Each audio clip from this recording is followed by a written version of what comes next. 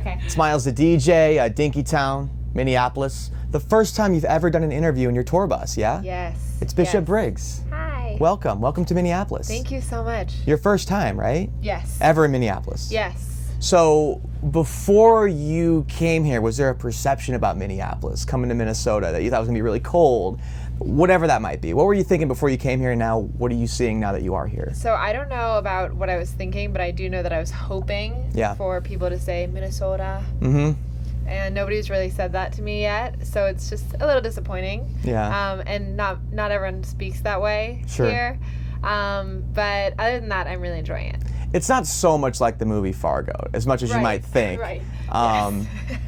Especially in the cities. Right. It seems to be a very metropolitan area. I'm not sure, but you'll definitely, trust me, you'll find that. Ask somebody to say bag, or soda is pop here, things like that. So you'll experience that quite a bit. Okay. Tell me about the differences that you've been experiencing relative to this year and last year. This time last year, I imagine you were making music.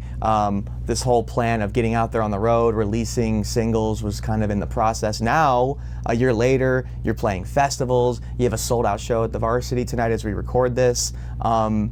What's this year been like for you, and how do you compare it to last year? Well, I was in LA for 5 years before my now manager, George Robertson, walked into the little songwriters round that I was singing at.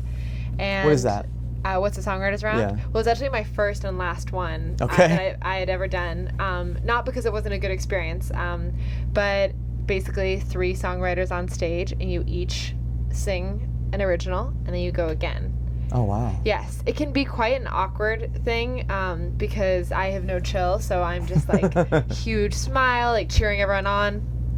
But some other people in the songwriters round, do not have the same excitement. And so, that being said, this year has been completely different to the 5 years that I was playing in LA, playing to people that were very busy on their laptops, playing in coffee shops, struggling, and having so many great moments as well. I also had people that supported me, but this year has been completely different in every single way. What's the biggest thing that happened for you to make this happen, if that makes sense? It took 5 years for you to get to this point. Did somebody discover you at a concert? Was there a particular blog post? Did a song go online and it just blew up? I mean, what happened that sort of snowballed this? Well, I basically played a show every couple of days in LA because it was the cheapest thing I could do.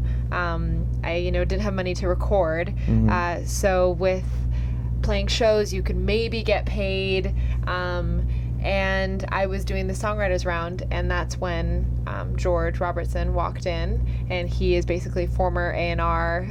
Like, what are the odds? That's something that you think would happen. He was actually there to see a different artist. Oh, wow. And I got coaxed into going first in the songwriters round. So that was the changing thing, because he was the one that introduced me to Mark Jackson and Ian Brendan Scott, who are the producers behind the music. Gotcha. So the first song that we wrote together was River. So it really was the beginning of everything. Just playing shows every single day, maybe increase the chances of something like that happening. Even after getting signed, even after getting into a studio, releasing music, being on a label and all that stuff, there's still the unknown, right? I mean, are these records gonna resonate on the radio, with fans, online? Yes. I was looking today before I was speaking with you online, and River is the 8th most played song we've played all year. What? So many requests for it, one of our biggest records. Did you expect this song to take off like it did? As you can see by my reaction, no, not at all. The thing is, I've said this before, but I think you kind of have to be insecure enough and confident enough. And what that means is, when I play a show, I assume no one is there to see me. And that's the same with the music. I kind of assume no one will like it. Yeah. But you also have to be confident enough that you will release that song regardless, that you will go on stage regardless of the fear. Because this really is a fear and love-driven business. When you play these songs and you're watching an audience sing back to you, particularly like at festivals, right? I mean, you've been playing a lot of festivals this year in Yes. front of thousands and thousands of people. That's got to be the best feeling in the world, right? Yes. I mean, it's a labor of love, and these records, and you know, it's funny too, even before we started playing River, we were messing around with Wild Horses a little bit too. Nice. So you have like these two incredible songs, like which one do we even play? Which one do we go with? I think Wild Horses is a track we're gonna probably start really hammering home Yay. pretty soon. Are you hoping for a similar reaction with that record? I just hope that everything that I put out reads as authentic, because then I really think you can't lose if you're just being true to yourself. But to answer what you were saying before, having people sing back the music and even the songs that are unreleased, Yeah. you know, they've done the YouTube digging. There is something that makes me so happy, because I think performing is basically the final chapter where you get to enjoy. You know, you're not in the studio crying over a lyric that you can't find, or trying to dig deep into a situation that's happened to you. This is your chance to really see if the things you're writing still mean something to you. Are you, have you gone on a headline tour yet? No. So all these shows you've been playing for the most part have been festivals. Yes. You're on tour with Kaleo as we record this. Yes. One thing I do want to ask you about is the Coldplay tour. Yes. How did that happen? I mean, you're playing, a year ago, you're playing these coffee shops, Yes. right? And now you're playing in front of 60,000 people at football stadiums. Yes. Granted, I know you're opening, but still, I mean, that's a really, really big look for you. How did that tour happen? How did you get linked up with Coldplay, and what was that experience like? I have no idea. Okay. Is the best answer I can give you, but I do know that I was in the studio writing, and my manager came in and told us the news, and I've never seen him have that look on his face, and it really was just this look of disbelief. Yeah. And there was a lot of tears, and you know that weird like laughing thing, you know, when you're like kind of crying and you're laughing too, like you just kind of look manic. Yeah. That's exactly what happened. And I called my dad. I've never heard that type of scream come from a man, and he's a tall Scottish man. Sure. But it was a huge dream come true. And you know, parents, I mean, look, Coldplay is one of those bands that have been able to, I don't want to say reinvent necessarily, but have been able to consistently make quality music, great new records, and they do change their sound quite a bit, so they've gained new fans along the way, but parents certainly love them too, right? So Yes. I mean, I grew up listening to Coldplay, Right. And they have kind of grown up with me, you know, with how often they release. And they really are, I mean, they paved the way for alternative music, other than Radiohead, of course. But it was a huge honor. did you have any experiences with the band, with Chris? Did you run into them? Yes. There was a ping pong table meeting, as you do. Lovely. Right before I went on stage, and I also got to speak to them after they sound checked. You know, just a few little moments that I don't think I'll ever really forget. I kind of blacked out during them because I was just like, I can't believe this is who I'm talking to. Yeah. But I tried to take in every moment. Not to mention the fact that Chris Martin, who I've had the opportunity to meet a couple times, I've interviewed once, he is probably one of the 3 to 5 biggest rock stars on the planet as far as, I mean, he played the Super Bowl this year, Yes. right? But yet, when you're speaking to him one-on-one, no one else is in the room. He really, he tends to take great interest in Yes. what you're talking about and wants to make sure he connects. So Yes. I imagine that was a good experience for you ultimately. It was a great experience, and my only thing that I wish is just that I remembered it more, because I was just in such disbelief at what was going on.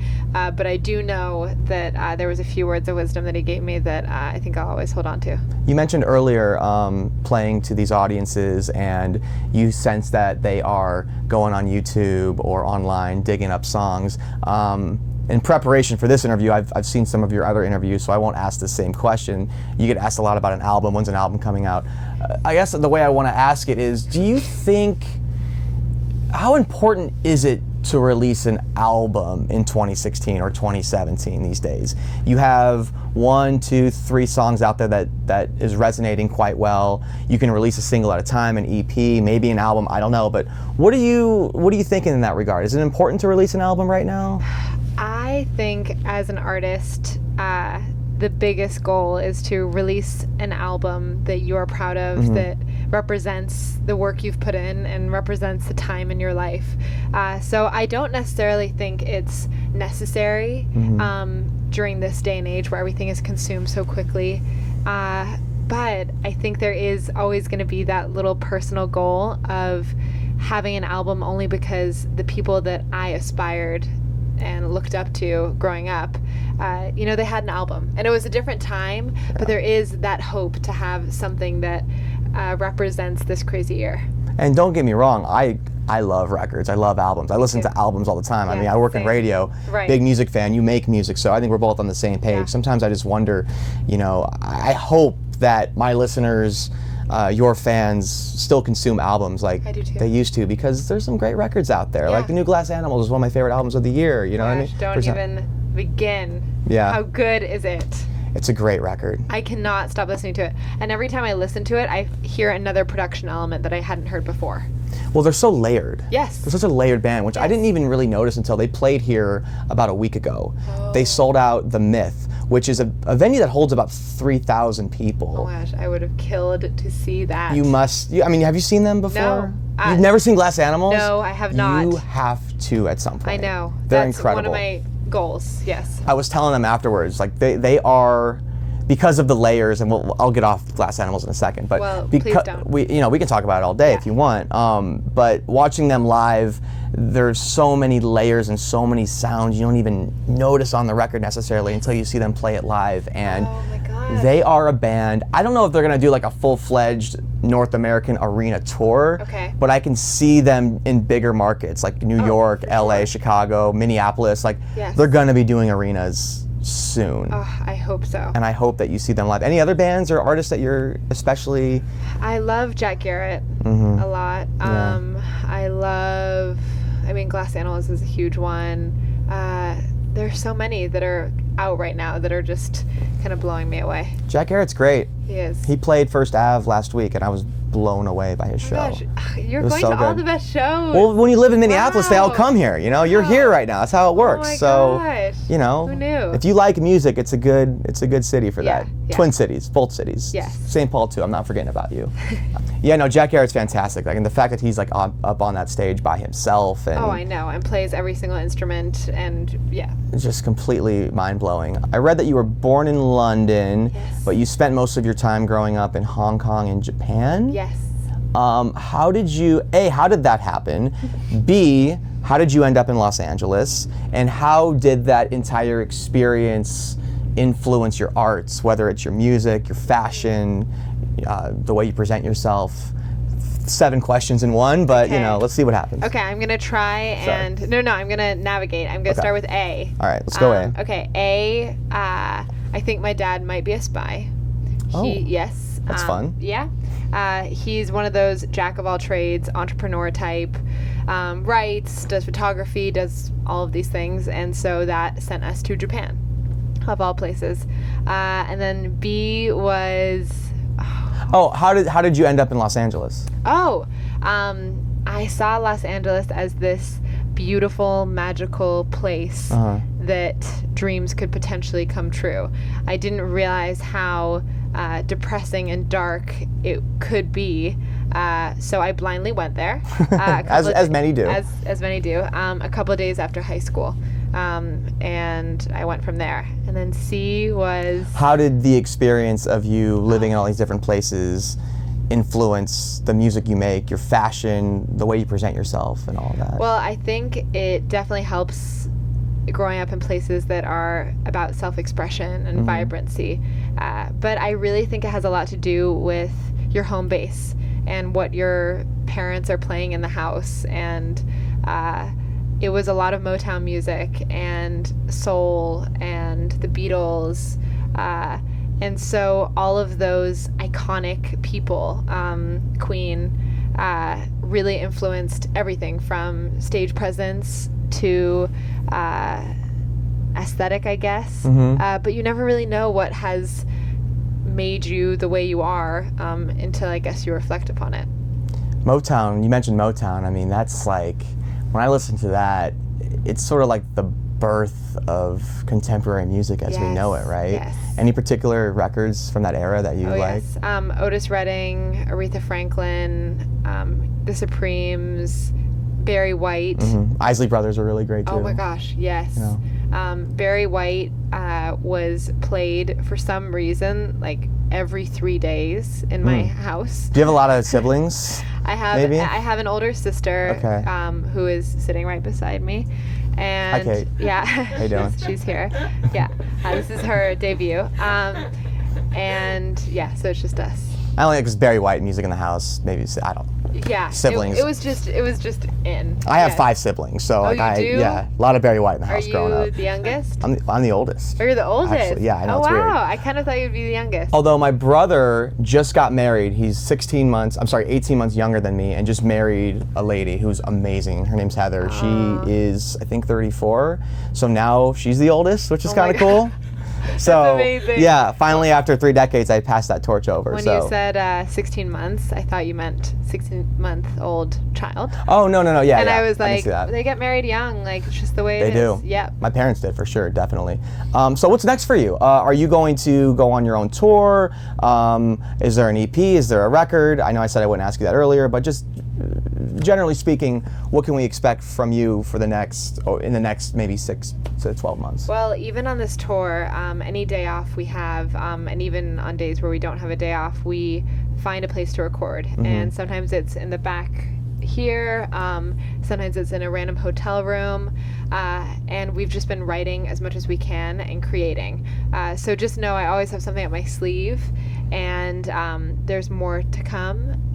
But yeah, right now we're just on tour with Cleo, so it's been going well. Is there anything about the election that's influencing what you're doing? I only ask because it seems like everyone's talking about it. It's one of the craziest elections we've ever experienced. Yes. Is that having any effect on you on any level? And is there any sense of you that says, wow, it's really important to vote this year? I mean, are there any thoughts just about the election and what's going on that? Of course. I mean, it's hugely important to vote and to stand up for what is right. But it hasn't affected my music only because I try and disassociate. I try and make it very, very deeply personal. And it's all about basically my relationship with music generally. And that's what I am kind of drawn to when it comes to writing. But that being said, every day is different. You know, sometimes I perhaps see the debates and feel very inspired. Some would say angry. And I mean, it's hugely inspiring for writing. But from what I have written so far, it is a lot to do with my relationship with music. Well, thank you for the music. I tell artists that I very much enjoy and love all the time that it makes my job a lot easier to have songs like yours to play. Because, well, I'm a DJ, so I can't just talk on the air for 4 hours. I need to play good songs, right? So you give me plenty of those, so thank you so much for that. Bishop Briggs in Minneapolis in the tour bus for the first time.